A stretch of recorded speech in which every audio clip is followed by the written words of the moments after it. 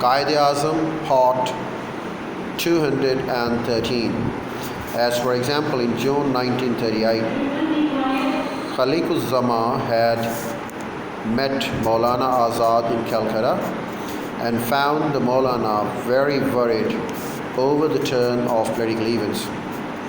He assessed that in the absence of Congress League settlement, his own personal position would suffer greatly in Muslim society.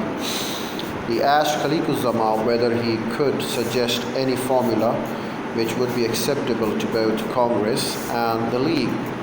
Azam had then told Maulana Sahib that the Bose formula would have been acceptable to the Muslim League if he had not subsequently brought in the question of other Muslim organizations and the other minorities. Several rounds of the talks between Congress were there. Muslim League and the government having all floundered, this stalemate in the League Congress talks began to trouble the Muslim mind.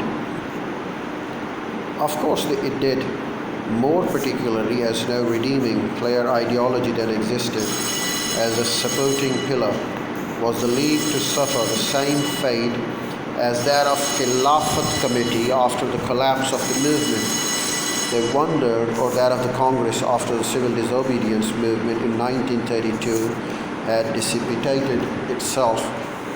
Under such very complex stalemates then prevailing, Azam made a trip to Cairo and London to participate in consultations on Palestine issue. He reached London on 1 November 1938 for months, had not much to do except to wait for the Arab delegation to arrive.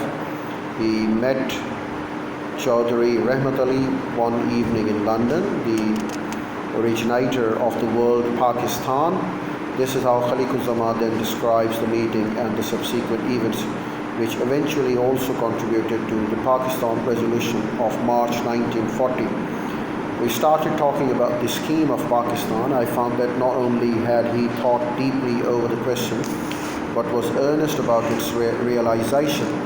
It was very well known to us in India that he had placed this scheme before Muslim leaders of the first round table conference, but no one took any notice of it. After some discussion, I informed him that I was already a convert to the idea, but I told him that I was not ready to use the word Pakistan for partition of the country, because that would make the British suspicious on the one hand and antagonize Hindus on the other hand. Why should we not claim the right of self-determination for our areas instead of bringing in the name of Pakistan? But this did not appeal to him. We had many other talks on the same subject later on. On one occasion I had asked him to send me the details of his scheme, which he did in a letter to me on 12 December 1938.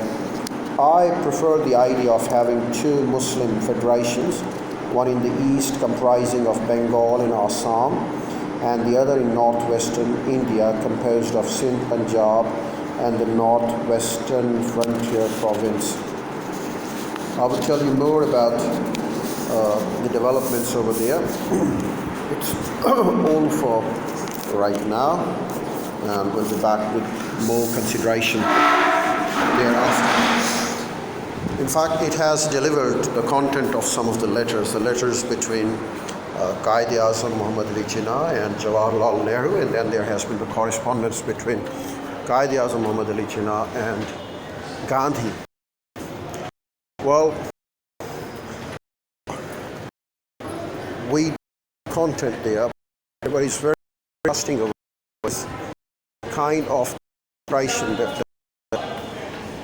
the development that they made and the kind of the attitude that they had, how they addressed each other, and in fact they've been making fun of the other people as well. So this was one of the considerations, and it has certainly made a big thing. I'll tell you more about it when I get to the next one in my videos as I get along with them. So I would be there on my own.